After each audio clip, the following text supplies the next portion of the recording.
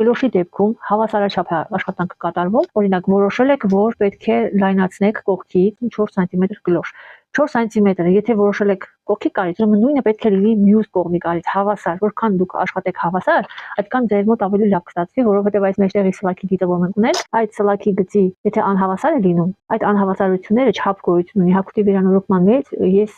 խախտումները անում եմ մինչև 3 սանտիմետր, դրանից հետո որ խախտումներ է լինում, այդ խախտումները արդեն բերում են դեֆեկտների։ Դեֆեկտները ինչեր է կապված այս կարերի տեղաշարժման հետ, իսկ մենք կարող արդեն գալ առաջ, սա կարող է պտտվել, որ այդ ամեն ինչը չլինի, կոնկրետ լայնացումներն ու նեղացումները ցանկալի է կատարել հավասար։ Ես հիմա միացնում եմ այստեղ, բայց ձևավորվում է առանց անկյունի։ Եվ այստեղ նույնպես մենք կառուցում ենք ուղիղ անկյունները, լայնացումի դեպքում ուղիղ անկյունները կառուցվում է մի փոքր վերև եւ մեր միացման տեղը այս սլաքի կետն է։ Մենք գեղեցիկ այսպիսի գծով կարևոր է այստեղ կազմի ուղիղ անկյուն, միացնում ենք մեր սլաքի գծով եւ այս մյուսը նույնպես այդ աշխատանքն են կատարում։ Սա է լայնացումներ։